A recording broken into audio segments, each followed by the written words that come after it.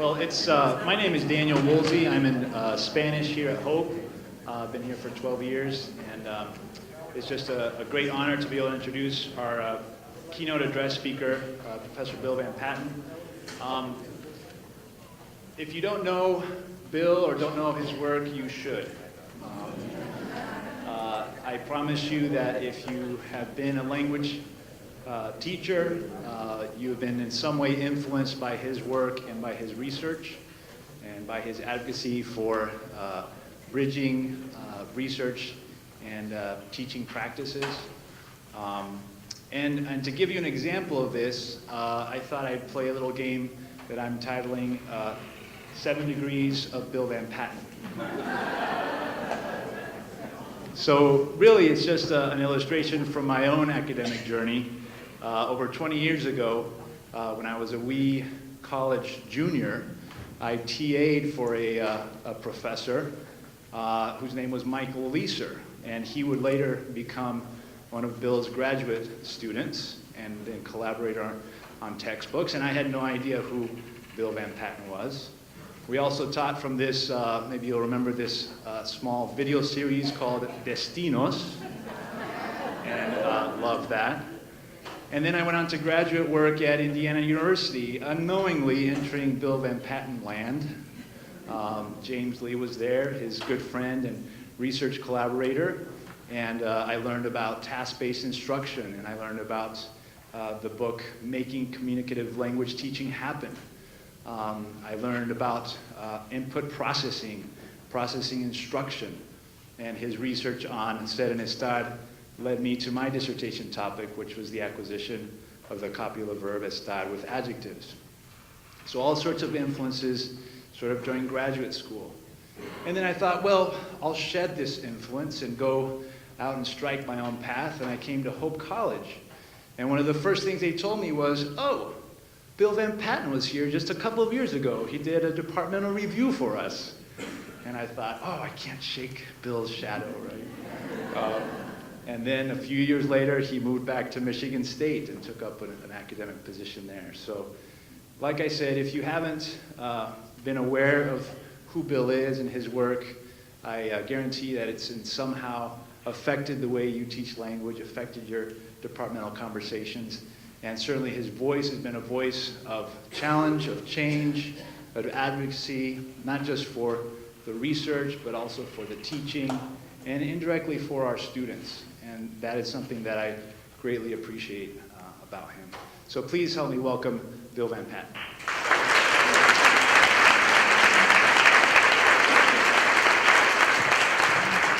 Oh, you're tall. I know that. I have to put this down. Well, thank you, everybody, for being here this afternoon. I'm not used to standing with a mic and talking. I used to be a stand-up comic, and so I'm used to taking a mic and walking a stage and doing things.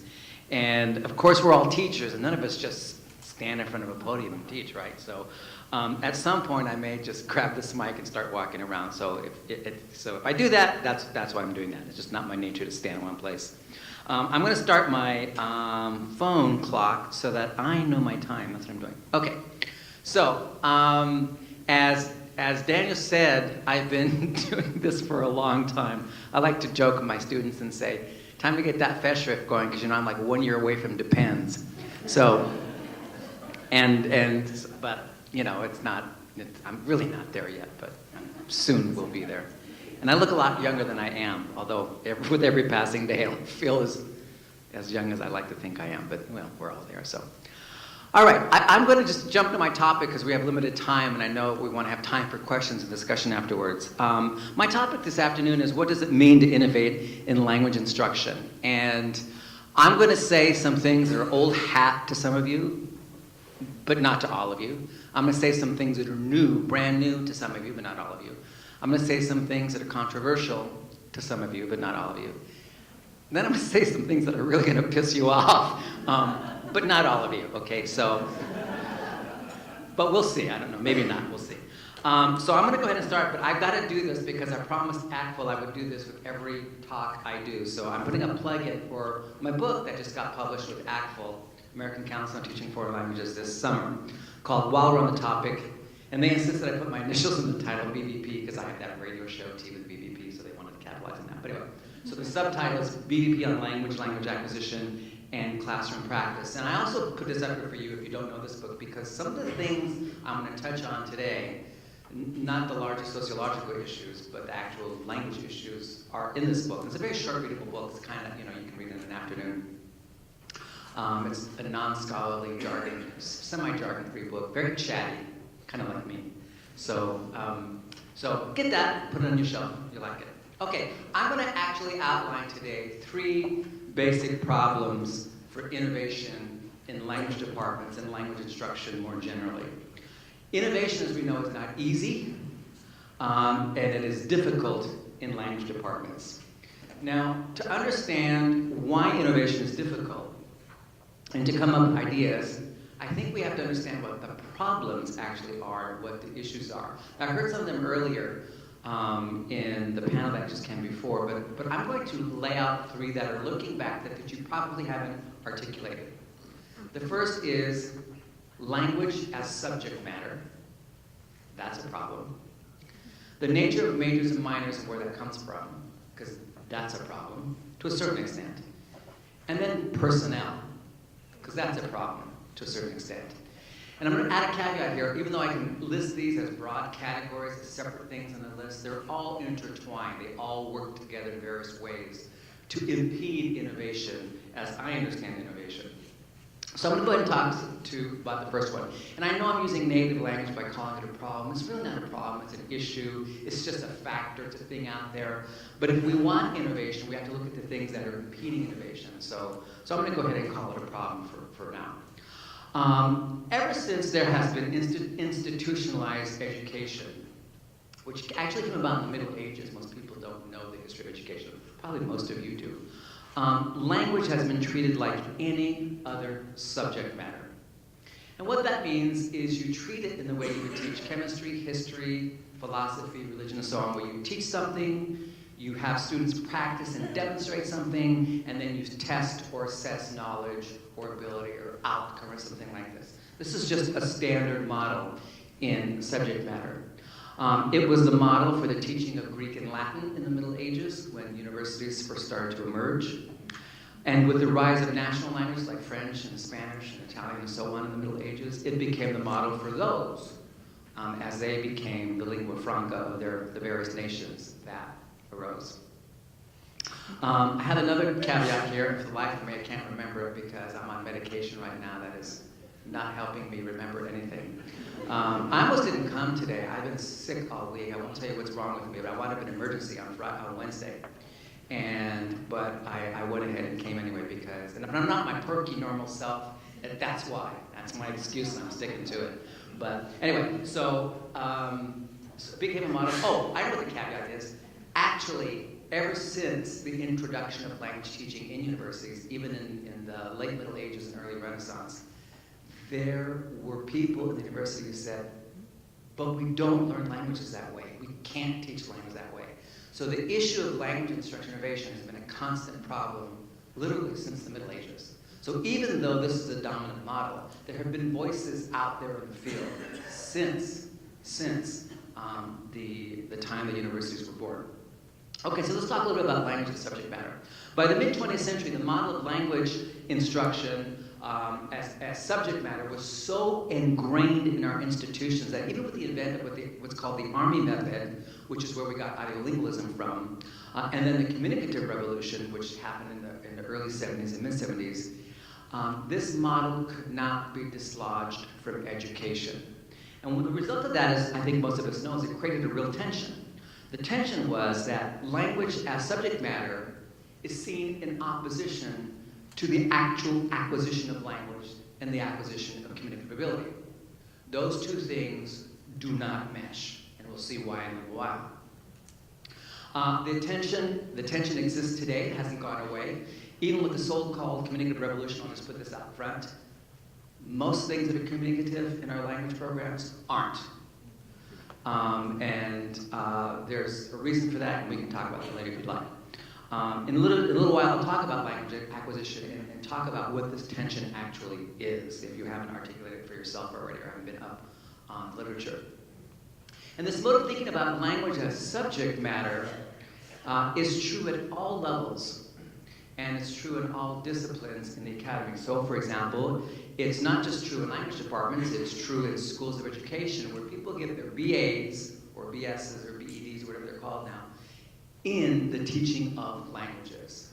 And so the idea of teaching languages in schools of education is the same as the teaching of science, the teaching of math, and the teaching of history. There's nothing special about language in schools of education. Dean's offices, those of us who work at the university level, which is all of us here today, I believe. I work a lot with K through 12 as well, so that's why I always qualify things. Dean's offices see language as subject matter. Spanish department, the French department, the German department, the Russian department are the same as the religion department, the philosophy department, and the so-and-so department. Okay, language departments definitely treat language as subject matter, which we'll get into a little bit later. Language centers, things that are supposed to help us with language teaching on campuses. We have these have cropped up all over the country in the last 15 to 20 years. Still treat language as subject matter, even though they're supposed to be supporting us in terms of thinking differently. This idea of language as subject matter is also entrenched in things like the Spanish national examination. I'm going to pull from a Spanish perspective, even though I also teach French and I research other languages, but they say talk about what you know, right? Okay. So the Spanish national examination, AP courses, right, and placement, other kinds of testing programs. This idea of language as subject matter is embodied at every level of education in the United States. And almost all innovation to date, whether it's a university level or K through 12, although there is some push in K through 12 that's quite different, is built around the idea of language as subject matter. So when we innovate, we don't innovate by getting rid of language as subject matter. We try to innovate within the confines of language as subject matter. And that has its own consequences. So one major innovation in language instruction would be not to treat language like subject matter, and instead to set up a curriculum or to set up curricula that favored language acquisition. Now, what would this be? All right. What would be different in such kinds of curricula? What would happen is language instruction at all levels would be informed by three things: the nature of language, the nature of communication, and the nature of language acquisition itself. Those three things are minimal. I'm not saying that they're only things, but they're minimal. Those things have to inform everything we do at every level, whether it's Spanish 101 through exiting the major program. The innovation would be real communicative language teaching and real teaching toward proficiency, not innovating within language as subject matter. And I'm going to say one cautionary note about technology here, why it's important for us in this day and age of crisis management and thinking about where we are in language instruction. If we don't get out of the mode of language as subject matter and try to find solutions to things, language as subject matter is the most easy thing to replace by technology. Language as communication is not. Okay, so let me repeat that. Language as subject matter is the easiest thing to replace with technology. Language as communication is not. Okay, so that has a profound consequence in terms of how we think about the future of our own fields and what we want to preserve and so on. Now I'm going to return to some related issues after discussion of personnel. So I'm going to come back to things here, because again, as I said, all these things are intertwined. It's hard to really untangle them in a presentation like this, in a discussion like this. So let me just move on to quote-unquote problem 2 for a moment, and then we'll see how these things intertwine later. So let's talk a little bit about majors and minors. Salud, as we say in Spanish. De nalgas, as my grandmother used to say. Most people don't know I grew up bilingual. I'm half Mexican, so I grew up with my Mexican family and grew up with my dad's side of the family. So we have all the little things we used to say in our family to surprise people. Anyway. Okay, so the second major problem we face with innovation is what? We face that the current conceptualization of majors and minors. almost all majors and minors across this country look the same. You can tell me you're innovative all you want, and I'm going to tell you, basically, look the same. It's like the difference between French, Spanish, and Italian. Yeah, they're different languages, but they kind of look the same, right? So majors and minors look the same across the country, right?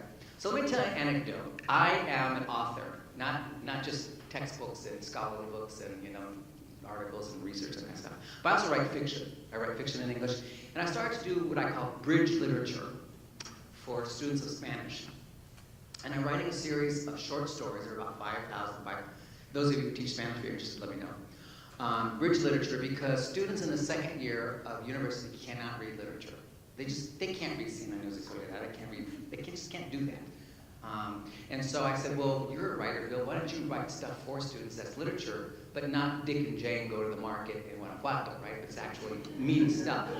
And so I'm writing these really great short stories, and as Latino, I always make the protagonist Latino, and I always make them college age, so students can identify them. Big meaty things about spirituality and family and who we are, and all these people as protagonists go through a transition. Any good story has a beginning, a middle, and an end, with a conflict that gets resolved, and so on.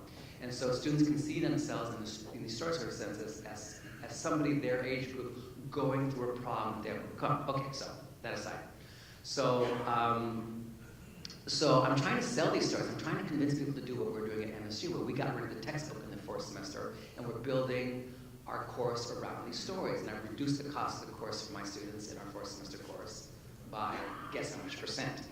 And so, so I was talking to somebody on the phone and said, hey, would you like to try what we're doing, and so on and so forth. He goes, well, tell me a little bit more about it. He was someone interested. This is a very large research-one institution in the Midwest that shall remain nameless. And so, God, I hope he's not here. I don't think he's here, but. And this is not a criticism of him. I could hear his voice. He feels caught. The upshot was, one of the questions he asked was, well, how do you treat the subjunctive in your stories? Well, they're fiction. It's natural language. The subjunctive appears where it appears, right? And because we really hit the subjunctive hard in that course, so I oversees 2 courses. And what came out of the conversation was that those 2 courses that he manages, the content is dictated by the majors and minors, because the faculty have expectations about knowledge and ability to produce correct sentences in Spanish. And so, long story short, I didn't sell him on the stories. He's interested, he's looking at them, but still, he's got to figure out what he can do with his curriculum, not do with his curriculum. But he cannot innovate because of the pressure from above, right? Now, so what I learned from this conversation was that this particular language coordinator, even though I think he wanted to, could not. Because faculty at the upper levels had expectations about what should happen at the lower levels. This has happened to me at Michigan State in not Spanish, but another language. And I can share that anecdote with you later. So what I'm getting at is that majors and minors are not about language proficiency. We all know they're not, okay? But they're about intellectual development regarding literature, culture, sometimes linguistics for those departments that have it, and so on. So they're not about proficiency. We like to think they are, but they're really not. They are content-driven about literature, culture, film, linguistics, and so on. Now, let me give you another anecdote. I spearheaded a committee one time when I first got back to Michigan State to try to change the undergraduate major. I was asked to, actually, to do this. And so we had this large committee of 6 people, and we were really drafted. We were headed to this idea of, why does a major have to have requirements? Why not just have an open major and let students select courses? And if you want to do all literature, do all literature. If you want to do all culture, do all culture. If you want to do a mix, do all mix. If you want to do linguistics, linguistics. If you want whatever. And also start to offer courses that are language related in the sense of helping improve proficiency. And let students select what they want to do. And the reason I was pushing this was because as I did an analysis of the students, I did a population survey, 70% of our students were not regular Spanish majors. They were majors in microbiology, business, chemistry, and they were there because they wanted to learn Spanish. This is what they told me in their in surveys. Only about 30% with a traditional Spanish major where they wanted to do something with Spanish. But even when I started surveying them, there was a question about how many plan on going on with Spanish after they graduate. 5%. 5%. That's important, 5%. Because when we finally went to the table with this proposal to start to change the major, the pushback from some colleagues was, but how does this prepare them for graduate school? And my response was, well, none of them are going to graduate school in Spanish. But our job, I was told, is to prepare them for graduate school. That's what the major and minor is about. So perhaps one prevailing perspective is that undergraduate majors should prepare students for graduate work, right? That's not unreasonable, but, you know, that's what some people think. So we can debate whether or not this is the goal, or it's the goal for everyone. But the point is that it is the implicit top-down thinking of many, if not most, faculty members, whether they know it or not. Whether they know it or not. Now, a lot of four-year colleges don't think that way, but most universities do. Again, whether they know it or not. So what these anecdotes exemplify is what I like to call trickle-down academics, where we have in our heads some idea of what we think this thing is, and we unknowingly make decisions about what that thing, how to get there, right? So if graduate studies in Spanish or French is our goal, then that means we must do X, Y, and Z before they get out of the BA in Spanish or French, for example, right? Now, and I don't mean to be facetious or funny about using the term trickle-down academics, but that's kind of what it is. And later on, I'm going to suggest that an alternative might be trickle-down proficiency as a different way of looking at our curriculum. So as long as majors and minors keep their current structure, that is the foci, or the content, or the courses that we have in these curricula, as long as they keep their current structure, innovation in language instruction will be difficult. Okay, it's going to be difficult because the trickle-down effect of higher-level curricula. If you want your students to write, if the goal of a senior-level course is to write term papers on the Quixote or term papers on realism or something like that, then that means that certain things have to happen before they get to that course. And that is what is driving the curriculum right now. Okay, so we have to understand that. Now, with that said, I want to make something perfectly clear. Faculty have every right, everybody have, in fact, every right to adopt whatever position they have about the goals and content of a curriculum, right? Of a major program. So it's not that that's a bad idea. I don't want to dispute at all that people don't have the right to say that. All I want to do is make this point, that innovation in language instruction is at odds with typical perspectives on what a major should be.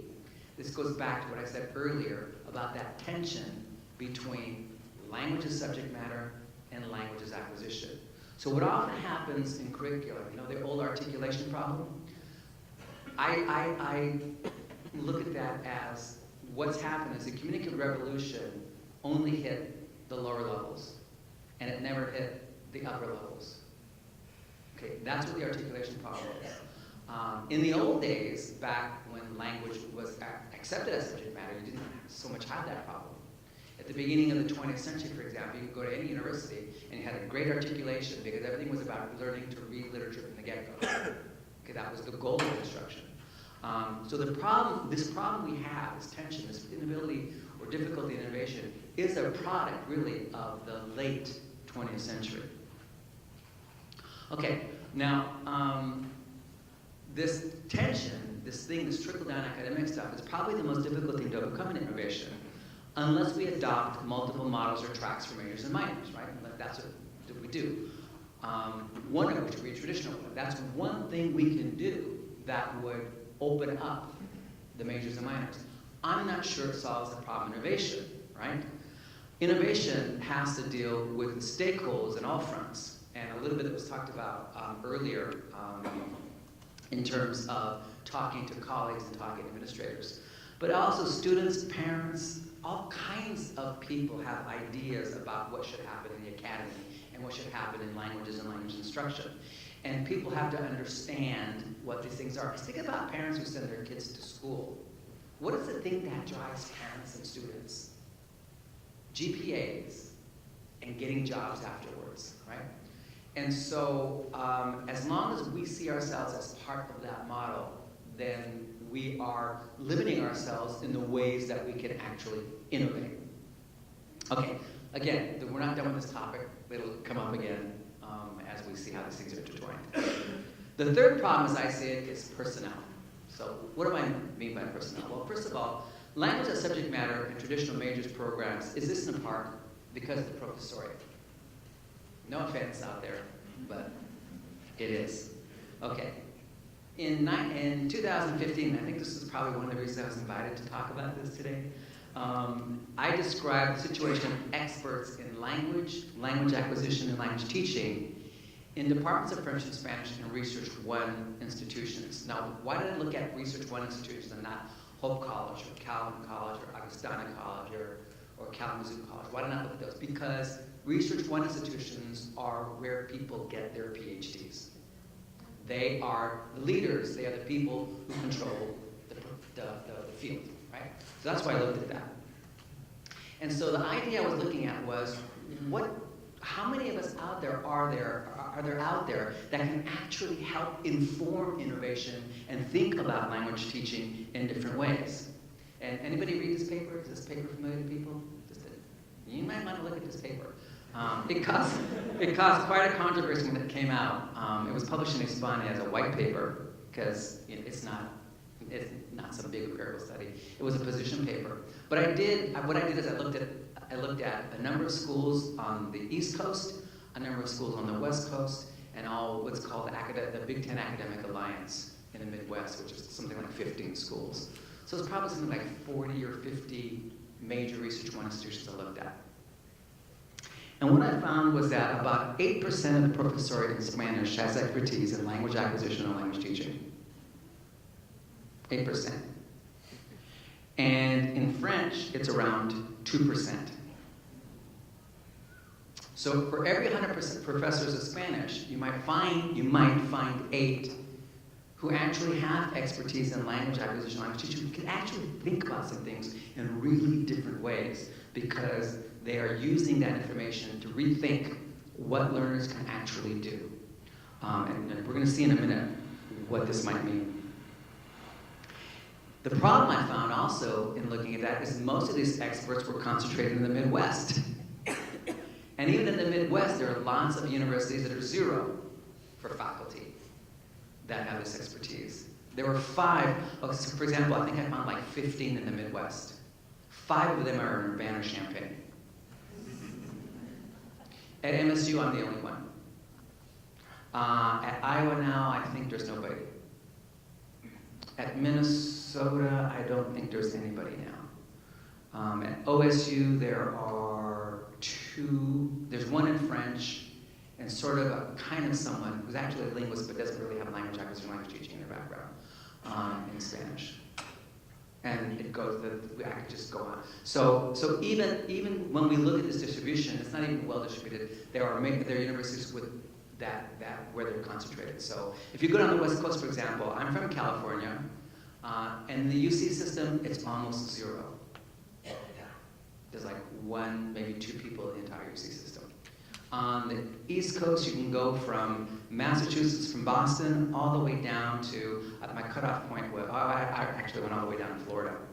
And the only place you can find people like this are in Georgetown, until you get to Florida. Then you can find some people at Florida State University. And by the way, Daniel, where's Daniel? Raise your hand. Michael Leeser just called me on the phone while I was waiting to come up a little while ago, so I don't know if you heard him, he mentioned Michael Leeser, so.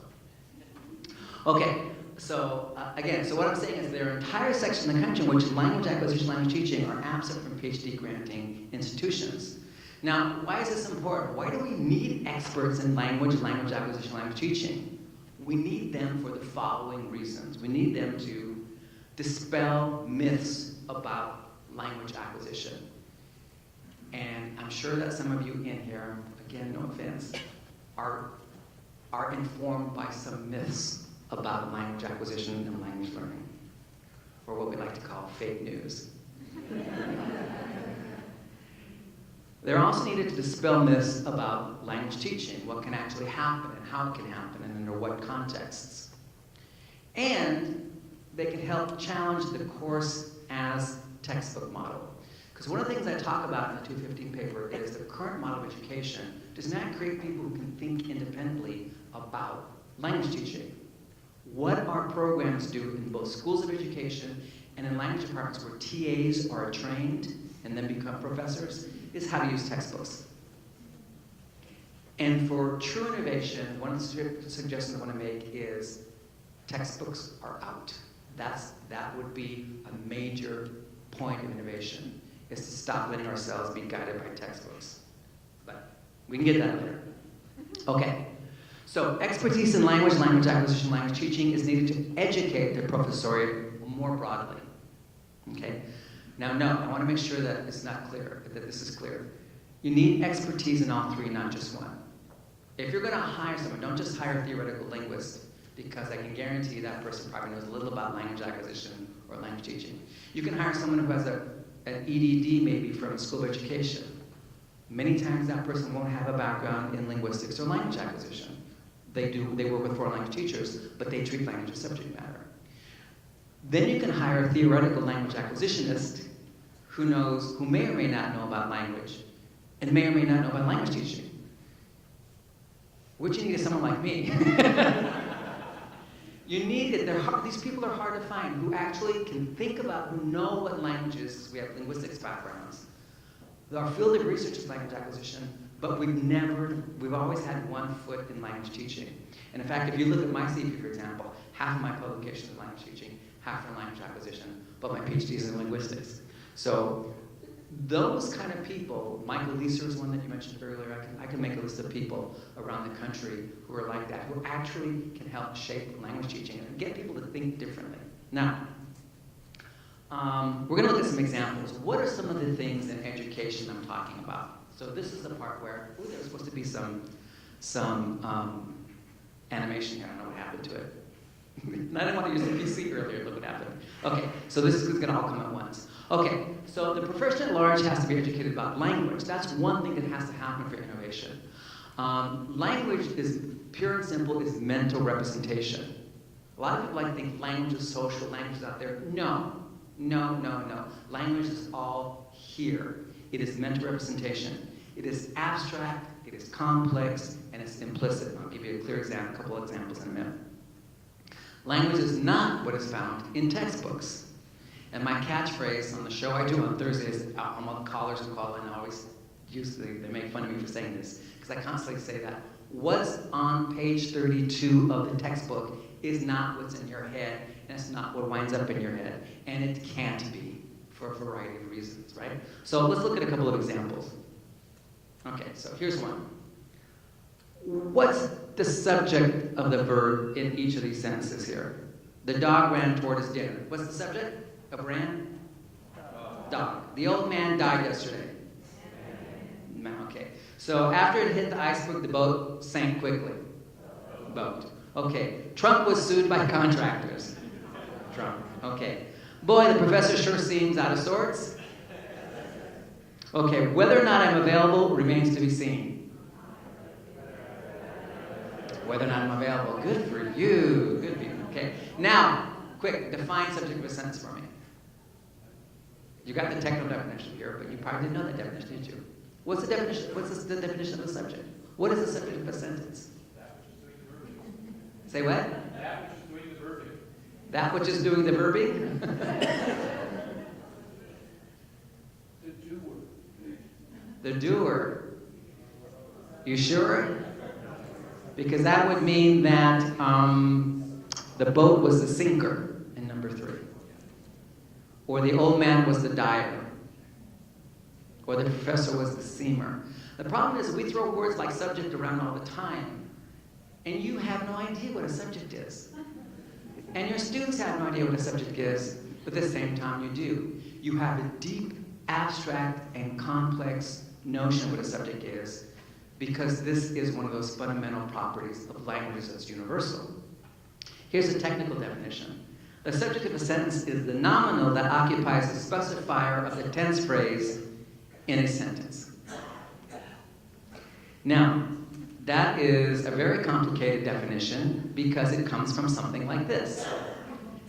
This is a sentence in your brain. Sentences are not linear, they are hierarchically organized through phrases. This is something we've known for decades, right? And the specifics of this may be debated, but the actual hierarchical organization of language is not debated, right? And so, for example, the specifier position is that one right there. So whatever winds up in that space is what is the subject of the sentence. That's what it is. That's the technical definition, and that's the universal definition for every language around the world.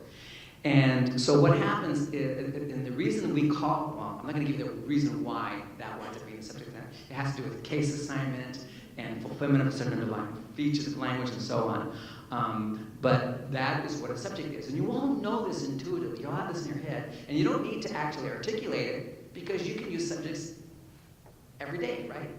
But think about when you tell students subjects and verbs must agree. What the heck is a verb? What the heck is a subject? These are all examples of very abstract and complex notions. Here's one of my favorite examples. Spanish teachers, raise your hand. Yay, you're going to love this. Okay. We have this thing in Spanish that's called traditionally personal a, right? Here we go. So in Spanish, when the direct object is a person, it's preceded by the preposition a. This word has no English transition. By the way, this is a Google definition. And the reason I went to this Google definition is because that's what our students do now. Right? So, the personal a is not used when the direct object is not a person or is an animal for which the person has no, of course, there are no personal feelings, right? Okay, so, let's see how this works, right? Okay. I'm a Spanish speaker. Raise your hands if you're a Spanish speaker again. Okay, now. So, Maria conoce a Juan, so Mary knows John. So far, so good, right? So, John is a person, he's the object of know, so we put a a in there, right? Maria conoce la materia is not a person, the material is not a person, so no a. ¿Conoces un buen médico? When you wind up sick like I was this week, you go, ¿conoces un buen médico? No a. But isn't a médico a person? Tengo una hermana. I cannot say tengo a una hermana. Unless I say tengo una hermana en el hospital. I have a particular sister in the hospital, right? But tengo una hermana. No personal a there, right? But last time I looked, hermana was a person. El camión sigue el carro, so the truck is following the car. Notice how that al there is a contraction of a plus L, just like O in French, for those of you who do French. Okay, but yet, in my dialect of Spanish, I can insert a on there. In fact, the a is preferable there. But yet, the last time I looked, carro is not a person, but it takes the a, the so-called personal a. And here's one of my favorites. When I used to live on the golf course over here in East Lansing, my dog and I were out one night, there was a coyote that ran across the golf course, and it stopped, saw us, got scared, and ran off, right? So, el chico asustó al coyote. So I put that example in. The boy scared the coyote. Again, we have the contraction of al coyote. The coyote is not a person. I have no personal feelings for this coyote. I mean, I don't, right? It's not a pet. But there's your ah, right there. This is called differential object marking. For those of you who are linguists, or not linguists, but want to know what it's called. And the use of in Spanish has very deep abstract properties that deal with definiteness, specificity, known knowledge, not known knowledge, all kinds of things.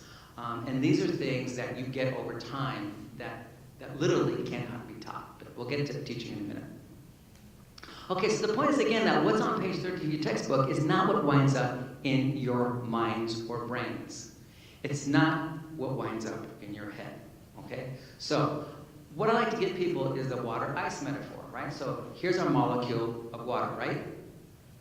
Now, what happens when I freeze water? This is liquid water, right? When I freeze liquid water, does that molecule change? Don't disappoint me. It does not change. Water and ice are the same molecule. You don't know that. I started out in chemistry. I actually did start out in chemistry. All that happens is you get a reduction in the vibration of molecules, which starts a crystalline structure happening in solids, but the structure of the molecule remains the same, right? Okay, so now, what about water and oil? Here's your water molecule, and anybody know the chemical composition for olive oil? Here you go, there it is. Now, if I freeze water, can I turn it into olive oil? No, right? I can't. And this is a useful metaphor because what I like to tell people is that on page 32 you are practicing water. But what needs to wind up in your students' heads is olive oil, right? So this is what you have. This is what you want to have happen. This is what you're trying to do. But you can't do it. There's no mechanisms in our mind brain that can convert the false information, the fake news on page 32, into what needs to be in our heads. It gets there some other way. Now, at almost all levels of instruction, the belief is that what winds up in your head is what you practice, right? What winds up as skill is what you practice. These are things that most people believe. So we have to start to undo those things if we're going to make some progress in innovation, because again, people innovate within language as subject matter. And one of the reasons language teaching looks the way it does is because people abandon what they used to know language acquisition to be to fit it into subject matter. Now we have to undo that. Okay, the profession at large needs to be educated about communication. I'm going to do this real quick because I don't want to run out of time here. Most language education does not have a working definition of communication. I was going to offer you another anecdote, but I won't. Other than whenever I give talks in front of 500-600 teachers, and I always ask them, do you have a working definition of communication? They raise their hands. I go, okay, in groups, do it real quick. And then I start to ask them, okay, what was your definition? What was your definition? And none of them have one, right? And here's an actual definition that we have been using since 1972.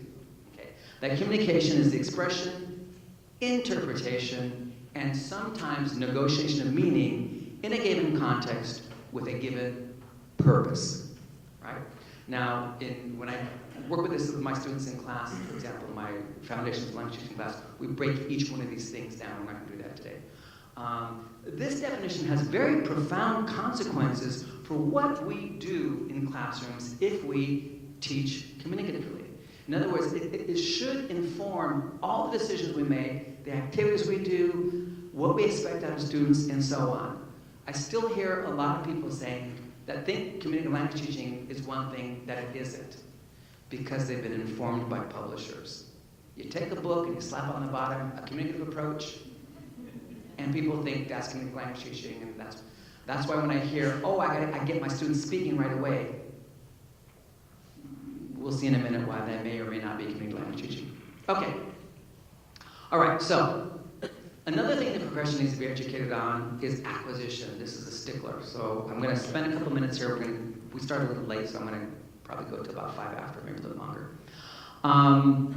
The profession is full of myths about language acquisition. And yes, indeed, these are myths, or beliefs, whatever you want to call them. And these myths sometimes cause us to work against language acquisition and set up false expectations in our students. Acquisition, believe it or not, is fundamentally similar between adults and children who are learning a first language, and between teenagers and children who are learning a first language. People like to think they're fundamentally different, but at their core, they're fundamentally the same. So how are they the same? They're input dependent. They're not dependent on production. So you don't practice language to get it. You get it through input you're exposed to. They're both constrained by the same internal and external factors. The things that make first language acquisition happen this way are the same things that make second language acquisition and third language acquisition happen this way. Okay, they're both piecemeal, they're stage-like, and they're slow, incredibly slow. Have you ever stopped to think about how many hours it takes a child to learn language enough to be a 5-year-old? And a 5-year-old still does not have all the past tense down. A 5-year-old Russian does not have case endings down completely. A 5-year-old English-speaking child does not have passive voice. There's all kinds of things I could list for you that a 5-year-old doesn't do, but they're pretty good communicators, aren't they? And so if you think about, even though we know now that language acquisition starts in the womb, there's sounds and things start to happen in the womb. And so I always tell people, let's just take off the first year of life in the womb and just get rid of it. And let's look at year 1 to year 5 when people start kindergarten. Have you ever calculated how many hours that child spends learning language? Because that's pretty much all they do. It's something like 13,000 hours.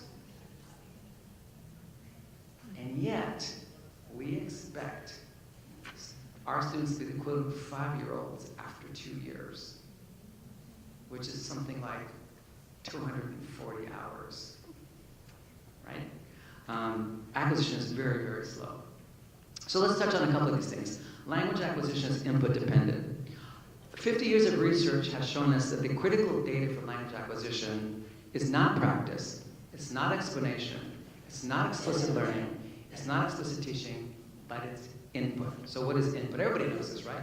Input is language that learners hear or see in a communicative context.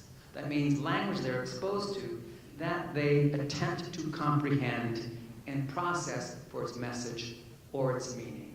So they're listening or reading because there's something they want to know, or there's something they're being told, right? That is what input is. Input cannot be anything else, and nothing can substitute for it for creating language in the mind brain. Why? Because that's just how we're hardwired. And it's true for second language acquisition as much as it is for first language acquisition. Now, language acquisition is constrained by internal and external factors. Something internal to the learner pushes acquisition down particular developmental paths. We see this all the time. These paths are not alterable by instruction. I'm going to give you an example in a minute. Universal grammar is one internal factor, which involves universal aspects of language that shape and guide human natural languages. We're just hardwired this way. So no matter whether you're learning Turkish, Japanese, or English, or German, or French, there's things about language that once you start hearing that language, your brain starts to go this way, because it knows it's not like Turkish. Right? And we just did some research on Japanese and on Latin, and you couldn't get two languages that are more remote, right? But guess what? They're both subject-object-verb languages. And we start to see after 100 sentences just how students are already going converging, because Japanese and Latin do so many things alike. Because that's how languages work. And our brains are wired to do this. Okay.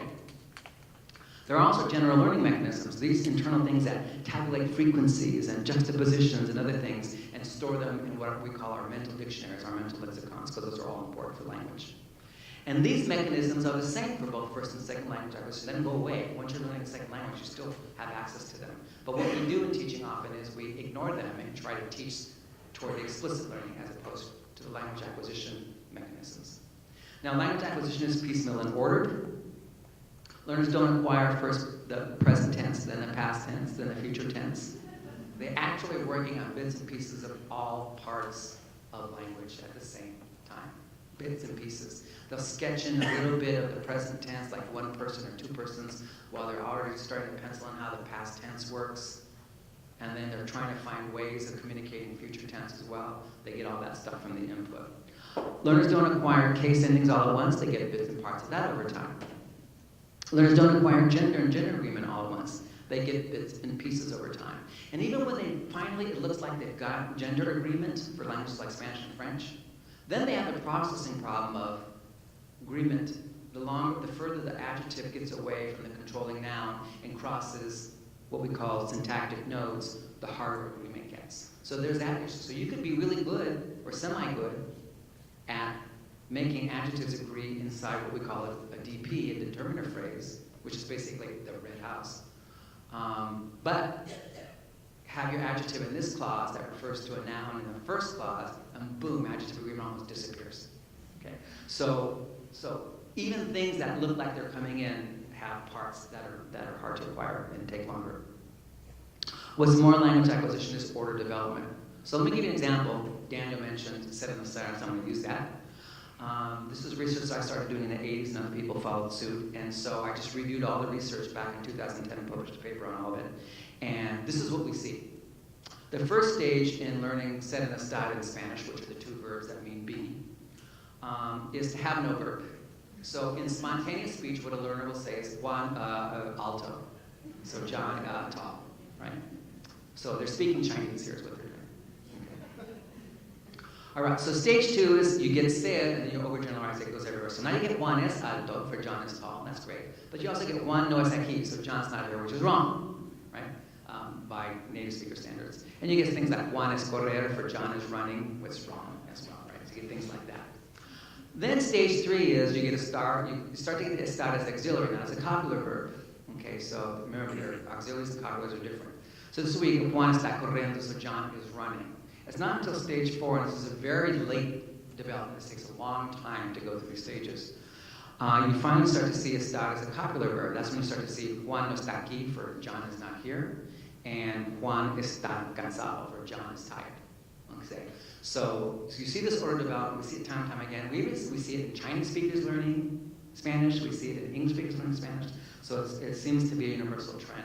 The first languages may influence the stage you're in, but they don't influence the overall order development. So let's go back to personnel. What does all this mean? The actual nature of acquisition belies the language as subject matter model, if our goal is proficiency and communicative ability. In other words, we cannot pay lip service to communication and proficiency without, we will be paying lip service to communication and proficiency if we don't consider acquisition, right? Now, interestingly, the majority of language educators do not understand how acquisition happens. Some of the stuff I'm talking about may be new for some of you. It may not be, I don't know. But I guarantee you for most, it is. I remember, quick anecdote, when I came back to Michigan State 7 years ago and they interviewed me for this position I have, I was at a meeting with some faculty members and I said, well, they don't need to do that. And the first thing out of this full professor's mouth was, well, what about speaking? This was for an online course that was early, what was that? Input-driven online course I was describing. And I said, well, in the early stages, you don't really need to speak. And the look on the face was like I had just chopped off somebody's head. So, now how do we change this if we want change? Again, if we want change. I think most of us here want some kind of change, right? My idea is that experts in language acquisition, and language teaching are the key to helping us get people to understand more and more about how language works in the mind-brain, how it's acquired, and what implications these things may have for language teaching. I don't think there's any way around that, right? So because of the profession, I would want to clarify, of course, that what is needed are people who have that combined expertise. I said this before. You can't have just one. You can't have just the other. You need all of them. That's the kind of expertise we need to help us think about how language acquisition happens, to help us think less about trickle-down academics and trickle-down proficiency, if that's what we want. Right? Okay, so increasing the presence of language acquisition and language teaching does not mean we do away with literary and cultural studies, or anything else for that matter. It could, but that's not what I'm advocating. Some people might interpret it that way, but I'm not. I'm just saying that if your degree is in medieval literature, how are you supposed to know about this stuff? If your degree is in 19th century French literature, how are you supposed to know about this stuff? If your degree is in German philology, how are you supposed to know about this stuff? You have to have access to people who can help you think about stuff, because you're not going to go read it on your own, and it's a very complex field, and you need to have, we all, I got a PhD, but there are things I need my handhelds I walk through when I learn new things, right? So, all right. All I'm advocating for is just more experts. There just aren't enough to make a difference. That is to help with innovation at this time. Go back to what I said earlier. 8% in Spanish, 2% in French, and those are the institutions that are creating the PhDs, right? Now, I'm going to put a plea here. This is not you all, because you're not at Research One institutions, but these experts need to be respected. And even if you hire them in your own colleges, they need to be respected. You can't see them just as service people, because these are people with real research agendas as well, and intellectual development and so on. It's just different from yours. They need to be fully fledged faculty members. That often doesn't happen. That's why you don't see them at Research One institutions. My job, I have at Michigan State in most places, is relegated to people without tenure. And very often people don't have PhDs. They need to be fully integrated into the department at all levels. Jim and I talked about this way back in a 1990 article called Language Program Direction is Academic. And then expertise in linguistics, language acquisition, language teaching, all need to be valued at all levels in a department, not just in the basic language program. Now, there are other possible ideas out there we can talk about, but I wonder how tenable and desirable they are. Okay, because I'm talking about reshaping our curriculum from top to bottom, right? We could have the administrative separation of language and traditional areas. So we could have a department of language and a department of literature and culture. And this department get a BA in language, and this department get a BA in literature and culture. How tenable is that? How desirable is that? You know, that's a model you can look at if you want innovation. But again, how tenable and desirable? Ditching altogether the idea of proficiency and returning to traditional models of learning language, to read literature and to look at language not as something you use, but as something you talk about, as something as a tool to read and understand literature. That's, again, going back to the early 20th century model. Moving language instruction and proficiency out of the academic environment altogether, and reducing language departments to majors and minors only with their traditional foci. So in other words, you get rid of language programs altogether, and all you have is majors and minors with no language segments in them. In other words, the idea is that you go to an institute to learn languages, or you're expected to come in from K through 12. That's where it all happens in K through 12. You can do those kind. I mean, there are different models out there. I'm not advocating any of these. I'm not suggesting one's better than the other. I'm just saying they're out there, and they're just, you know, the issue is tenability and desirability of these things. Is tenability a word? I don't know. I just mean it up. I love English. You can make up anything with English, I tell you. The other day, one of my students said, "I hate this word. I'm not ready to adult yet." He heard it from one of his students. And I said, "What's wrong with that? Adult? You can make a verb out of any noun in English. Perfectly. That's English. That sub-abstract, complex ability in English allows you to do that, right?" So, let me make some concluding remarks, and then we'll have time for questions and discussion. The issue of innovation and what we want to do with language programs department is not going to be tackled today in this forum or any particular set of conferences. Certainly not tomorrow, not next year. It's going to take a long time. It will be some time before we see any real innovation. Remember, what I said is innovation currently is happening within these parameters, this confine of language as subject matter. It's not happening outside of that. So we still have the old model we're trying to work with. Right? That's what we're innovating in. But I think we're at the tipping point. And I say that because there's a movement in K through 12. They are ditching language as subject model. And we're going to be confronted with this soon. There's going to be, talk about articulation problems between K through 12 university right now. It's going to get greater.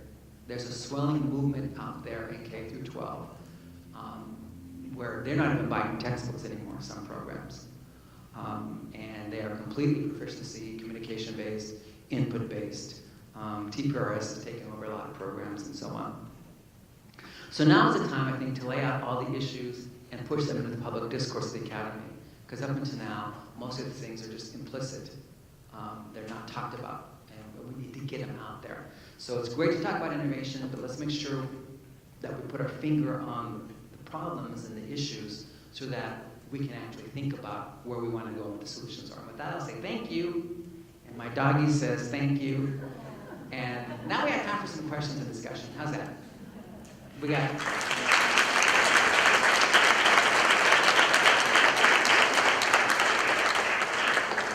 We got the lovely and talented Steve and Daniel here to field questions. You can make comments, field questions, you can do whatever you want to do.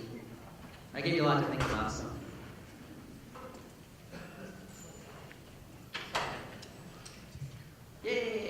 first taker. Come on down here. Right, so my first question is about just what you just said, the conclusion is that we're at a tipping point. My wife teaches, I teach Spanish at sort of not an R1, but a small liberal arts. My wife teaches at the secondary level, Spanish, French. And what I found in both, from what she tells me and from what I've experienced, because I've been at a few different institutions, is you talk about the idea that there's this tipping point here and that we need to respect some of these experts. But a lot of times people sort of come away, let's say they have a really enlightened second language acquisition instructor, and then they've gotten their license to teach Spanish or French, and they go into this department and they encounter colleagues who are 20 years their senior and in charge. And by the time those colleagues get out, the person who's come in with all these great ideas about how we should be doing language instruction has just kind of, by dint of wanting to maintain their job, just sort of followed along with these same old models. And to me, it seems like a vicious cycle. It's really hard to get out of. And I don't know if you've got any insight, because my wife kind of runs up. She graduated from a pretty forward-thinking model and wanted to use communicative strategies, and then would just be constantly fighting battles to try to get them into the teaching in the classroom. And even now, 20 years later into her career, she throws up do you have any insight about how we can maybe push it over? We're not just at this tipping point, because maybe it'll never tip if this vicious cycle goes on. So I don't know if you had any insight about that. Well, again, I think the tipping point is going to come from below. Instead of trickle down, we're going to have a trickle up phenomenon. That's what I was trying to get at with the tipping point. Because I don't think the tipping point is going to be what's happening to universities right now.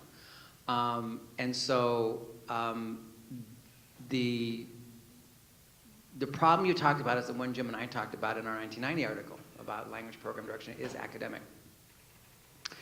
And that was one of the first calls. There was one paper in the 1980s, but our paper was the next call, for trying to situate language acquisition, language teaching as real endeavors in Research 1 departments and university departments across the country more generally. And what you have is a pendulum, I think, that's been happening. The CIC, which used to be the Big Ten Alliance, passed a resolution back in the 1980s saying that all language program directors should be tenured faculty members. Then that same council got rid of that. I can't remember when. And so, which is why most language program directors now in the Big Ten Alliance in the Midwest are not tenured faculty members and are not part of the regular teaching faculty. But now I'm seeing a move again back toward where we were in the 80s and saying we need to have tenured people.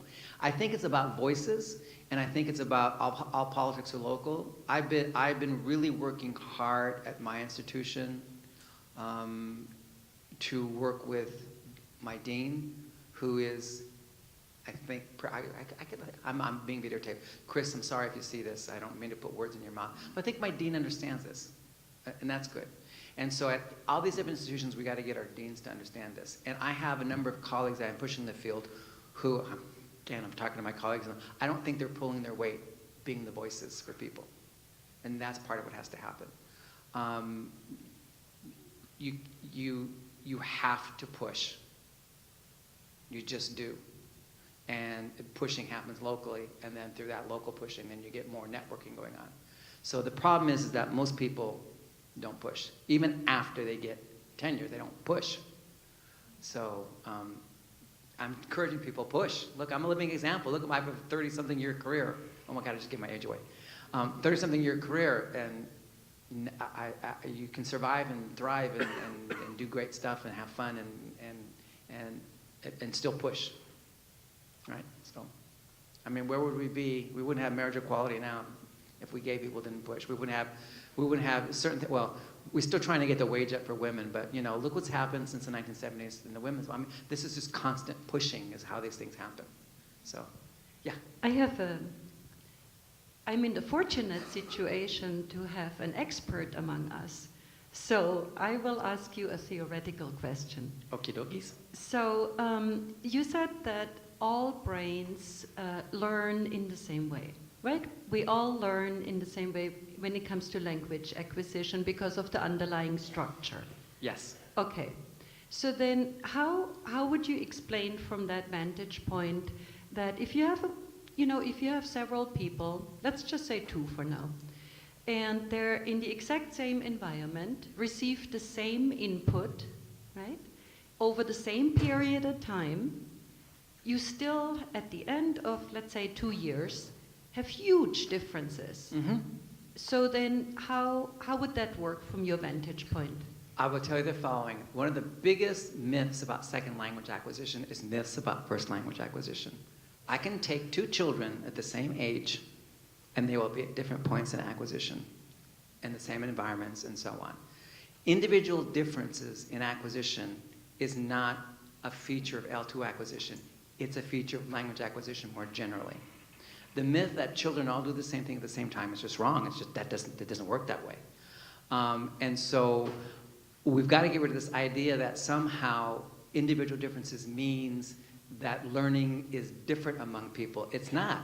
It just, individual differences, some people learn to drive faster than other people. Some people learn to play tennis faster than other people. Some people learn to read faster than other people. Just life is full of individual differences, but they don't impact the underlying nature of how these things happen. We don't know, honestly, why individuals' differences exist in anything. We just don't. So there's no, I can't give you, some psychologists might try to give you an answer, but I think it would be the wrong answer, particularly for language acquisition. So just keep in mind that first language acquisition is no different. There are individual differences, and actually first language acquisitionists talk about this all the time, but then they dismiss it because they're more interested in the fact that how is it that children converge on the same things over time, as opposed to the individual rates of acquisition. So so your point is well taken, but the answer is 1, individual differences are part of acquisition more generally, not just L2, and 2, individual differences don't mean the underlying mechanisms or acquisition are different. Just mean the rates are different, and we don't know why. I have a question over here. Yeah, thank you. I'm Caleb Oswald from Albion College. And I'm asking this question from my own very limited experience at Albion College in Spanish in Michigan. 'Cause something you said is really intriguing to me, but you're talking about... Oh, good, I said something intriguing. Well, no, you said lots of intriguing things. But when you were talking about the idea of the revolution might be starting in the K-12 K through 12, yeah. area. I want to know, I'm going to ask the question, then I'm going to tell you why I'm asking the question. I want to know how you see it. Is it a Michigan thing, or is it all over the country? And in what way? And the reason why I'm asking the question is because in Michigan, I don't even know how many years ago, they've been grandfathering in the language requirement for graduation from high school. Right. Which I was at the time kind of excited about. But in my experience in Spanish at Albion College, the effect has been very different than what I thought it would be. I have, from 10 years ago, I have a lot more students now who've had 4 years of Spanish along the way, but cannot even come close to communicating anything. Right. The ability to do an intermediate level Right. class, where before they used to, Right. there was more that used to be able to do that. Right. And so I'm wondering, is this revolution that we're talking about the cause of what I'm seeing, or is it something else that's hopefully going to change? It will change it. Michigan is just starting to feel the effects of that tipping point. I gave a keynote in April at the first ever called the CI Mitten Conference, Comprehensible Input in Michigan Conference. And that is one of the things that's starting to push countries. We're seeing pockets of this. And for example, there are 2 major conferences every summer. One is called IFLT, the National Forum on Language Teaching. And the other is NTPRS, the National Conference on Teaching Proficiency through reading and Storytelling. And I've been to both. In fact, this summer I keynoted both those conferences this summer. So 600 teachers pay money out of their own pockets to go to this at each conference. So, and there are different audiences. There's 1,200 different people going to this. They go for a week, and it's like this massive training. And I'm watching everywhere I go, I'm seeing these pockets of these people cropping up now. And these organizations that run those conferences are now reaching out. They do more teacher education now in languages than schools of education. They are turning teachers on their heads. And it's really interesting to watch. My friend Mike, I call him Mikey, Mike Coxon, does these trainings. He is gone every week now, pretty much, from his family, every other week. He does these 4-day trainings. And all over the country, France. I'm going to be in France next summer. It's hitting the world. So it's 4 of the 5 candidates at ACTFL this last year for Teacher of the Year were from TPRS and this movement. They didn't win. They gave it to the more traditional person. But they were the finalists. They were finalists from major states like Minnesota and Missouri and places like that. So this is what I'm seeing. And so Michigan is getting there. They had their first conference this April. And you'll start hearing more and more about this stuff, I think, through Michigan. And you will see, I've looked at some of they do their own action research, these teachers do. They get their students to do what are called free-timed writings and things like that. It's amazing to see what these students put on paper and what they can do after 11 weeks of Spanish, for example. What they can do. Is it perfect? No. But it is far better than what you can get after a year and a half to 2 years of regular Spanish. It's amazing. So we need to encourage that because that's again, it trickles up. So again, a lot of these movements, any revolution, any changes can, what do you call it? I can't even think of the word in Spanish. Get diluted over time, where they change, they devolve, they evolve. That's what happened to communicative language teaching, and I'm trying, in my book, is about getting people back to the roots of communicative language teaching. So hopefully that won't happen in the near future. We'll get enough people trained in this stuff. That's going to help do that. But anyway, so it's happening here in Michigan. You just haven't felt it yet. Yes? Yeah, I'll just follow up on that question. I'm Sharon Wilkinson Hi, from Sharon. Simpson College in Iowa, and following up on the question about Sorry. about where the revolution may come from. I was wondering what kind of potential you see for students themselves driving the revolution rather than the educators, in the sense that, of course, students are influenced by the same myths as everyone else about how languages are learned. But if we're starting to see some changes, what is the chance that, or what kind of potential do you see anyway for students actually demanding the revolution? They won't demand the revolution. What they just do is as we say, they vote with their feet, right? They just stop. We heard this earlier on one of the panels about declining enrollments and people not, they used to say, don't take French, don't take Spanish, but now they're saying take French, take Spanish. So they vote with their feet. They don't want to take languages because the perception is they don't get anything out of it. And this is what I tell my colleagues all the time, that because language is under assault at Michigan State too. There's a reason that there's only a 3-hour requirement for natural sciences and a 3-hour requirement for history and a 3-hour requirement for literature and a 3-hour requirement for general humanities or whatever in your general ed curriculum, but a 12-hour requirement for languages. There's an implicit understanding that languages take a time to learn, right? But the problem is because we've institutionalized them and made them subject matter, we don't provide the goods after 2 years. We're not going to provide great speakers after 2 years, but we can provide better speakers who are going to want to go on. And so what we see, for example, in universities, is this huge drop-off after the second year. A huge drop-off. It's like people are just jumping off a cliff. They're voting with their feet. And the dean asks me this all the time, and the people ask, well, why does that happen? And it's because once they get out of the language program and they want to continue with language learning, they can't find it in a major or minor. And I was just visiting classes on Wednesday, right before I wound up in the ER. And I was talking to the 4th semester students to see how it was going with this pilot we're running with these stories that I was writing in this no textbook class. They're loving it. And then they're telling me, but I heard this several times in both the classes I visited, that they're afraid to go on. They go, we hear these horror stories about, I'm not sure I want to take any more Spanish after this. Am I going to get anything out of it? And so they're going to vote with their feet. That's the only way students are going to tell us anything. They're not going to rise up in arms and say, we demand community language teaching. They can't think that way, right? But they'll just stop coming. So, a couple of questions. Okay, right there. Yes. So my name is Søren Stiding and teach at Luther College. So, and my question is non-confrontational. It might seem so. So I see that what does it mean to innovate in language instruction? And so I'm listening to you and it feels like, okay, it seems to be innovation is wait for the people from K to 12 and hire expert in language acquisition. And us who are doing this stuff already, we're kind of lost. So we're the old model, and to a certain degree, I totally agree with that because I don't know a lot about language acquisition. So just to make it easy for you, what are 3 things we should do?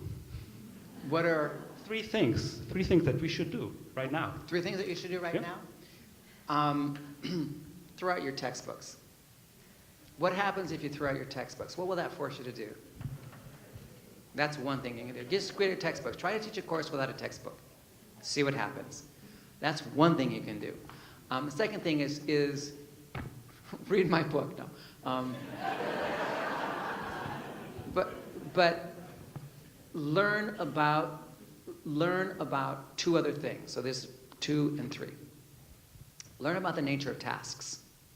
What are tasks and how they can be used in classrooms? Because tasks can help you organize your time and your curriculum when you don't have a textbook. The third thing you can do is learn about input in the classroom and how to use input in the classroom. And there are places to find all this stuff. It's not hard to do. And so when you start to pull those 3 together, some little light bulbs will go off. Ultimately, there's no such thing as methods anymore. If anybody tells you they took a methods course, they're lying. Because this is why I changed my course from, it used to be called Methods of Teaching Romance Languages. I changed it. It's now called Foundations of Contemporary Language Teaching. Because methods is a dead concept. Each and any one of us should be able to create our own methodology if we have principles we work by. So what I'm suggesting, where'd he go? He's writing, he's taking notes.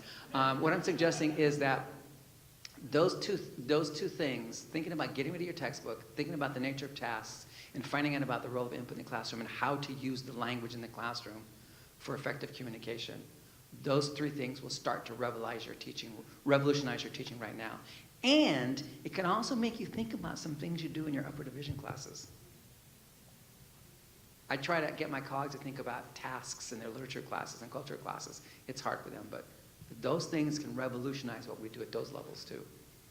But actually, Doria Cohen from Rider University. Hi. And I actually was going to ask about the upper level classes, and it does segue from the previous comment. For you, if you could just talk a little bit more about comprehensible input. It's a mystery to me. I've been doing this for 30 years. I mean, we all have a feel for it, and I think all of our individual styles feel it a little differently, and of course we've all been in many different situations. But the notion of comprehensible input at all levels is really something to chew on. I've given this a lot of thought, and I'm not a linguist, I'm more of a lit person, but I've given it a lot of thought because of my students and their differences, the rates of learning and how truly varied that is. So number 1, comprehensible input. And maybe you just answered number 2, which is how can we then bring that to our upper level division classes? Because I was talking with a conversation class, and I said, and next semester I'm offering, forgive the non-sexy title, the Hispanic short story, but it's got the word short in it. And that is a grabber. And immediately they were interested, and then I said, and then there's fiction and film, and they said, that's not on the schedule, but we see Intro to Lit. Is that short too? And I said, yes. Because they needed it short because of this whole notion, I think. I mean, they don't know about comprehensible input from a hole in the wall, but that is our task, to figure out how much we can give them and how much we can ask of them, and how to kind of envelop the literature, the culture, the language. So can you address that? yeah, Your comprehensible input at the upper level is going to come from the teacher interacting with students. And that we can all do intuitively if we're actively engaged in the expression and interpretation of meaning in the context of the classroom. That should happen automatically, right? Because the students look at you and they give you blank faces, you adjust your speech, you start doing it. That's what we do naturally. You cannot change the content of courses to provide comprehensible input. A short story from Colombia is a short story from Colombia. It's not meant to be comprehensible to the intermediate level learner of Spanish. It's just not meant to be. And there's nothing you can do about that. So if your question's about that, that's not going to happen. It's just not. So comprehensible input is... So what I mean at the upper level. I am talking about the upper levels. They are intermediate learners. You're talking about intermediate level. I'm talking about learning. See how that works? She's in the mode of subject matter. I'm in the mode of acquisition. Your learners at the majors and minors are intermediate level learners of language. We just did research on this at Michigan State, for example. The learners who get out of the 202 program and go on, for example, they're about intermediate, if we're lucky, intermediate mid, that's my goal, but it's hard. We're lucky if they go up a half step in the ACTFL scale by the time they get out of the major. So if they're intermediate low, they might be intermediate mid. If we're lucky, intermediate high by they get out. We hardly get anybody who's at the advanced level. So, but yet, literature is from the distinguished level. So they're speaking in an underlying representation for language is here, but the written input they're getting is way over here. So when I'm talking about intermediate, I mean intermediate level speakers and knowers of language. That's what they are. They're not intermediate level class, not intermediate second year classes. So and there's nothing you can do about that. There's nothing you can do if you're going to teach. That's why I was talking earlier about the majors and minors looking the way they are. The trickle-down effect is to abandon communicative language teaching because they don't need communication to be readers of literature. They need to be starting to read literature in the 8th grade in Spanish. So by the time they get to your course in their junior year, they can actually read those works. I'm not necessarily sure that's what we want. Again, they'll start voting with their feet, as we said earlier. But so the idea of comprehensible input, it really is one about classroom interaction more than anything else. And there's nothing you're going to do about those texts you have. They're not comprehensible. Students struggle. I remember when I took French. God, did I struggle. God, did I struggle. I still don't like reading French to this day. In fact, I don't read in French at all. I admit it. I'm there on my tape. I admit I don't read. Tell me my colleagues in French I don't read French. Okay, we have one more question here. Hi. In the morning sessions and throughout the day, we've been talking about technology, and I'm really interested in hearing your view about the role of new technological tools as new sources of input and their role in acquisition, especially that our students are self-selecting into that even before coming into the true beginners class. Okay, since I wasn't here this morning because I was still back in my hotel room in half recuperation mode, I don't know what you all talked about. And my familiarity with technology is that not a lot of it provides input, appropriate level input. Remember, comprehensible input is negotiated language. It's not canned language. You can't press a button and go, boom, this is input for my level. It's my level of input because I have back-channeled to you as the speaker of the language that I understand or I don't understand, or what part of the sentence I don't understand, or part of what you said I don't understand. So comprehensible input is part of communication. That expression, remember I told you that definition does not go away? It has profound consequences. So the expression, interpretation, negotiation of meaning means that input is negotiated between a learner and a proficient speaker of the language. So I'm not sure technology can provide comprehensible input as a canned thing. It can't. So we don't, for example, Michigan State, we don't use that. We use a talk abroad as something that's a supplement to our classroom in the second year, because all the native speakers who we get through Talk Abroad actually are trained to deal with language learners. And so, and they don't teach, their job is not to tutor. These are actual things in which they know their job is to help the learners through the assignment we give them, which is usually a task. And they have been trained to adjust their language and deal with non-native speakers. So that's a source that we use of technology to get more input outside the classroom. But canned things just aren't going to give it to you. Chat rooms might work. Again, it's written, it's not oral. Chat rooms might work because as you're chatting with friends or people you meet, and I don't like those necessarily unless they're supervised for a variety of reasons. But that's the only other way I could think of in which you could negotiate that input so it's appropriate for your level. Can we thank Bill for his presentation? Thank you so much. Thank you all.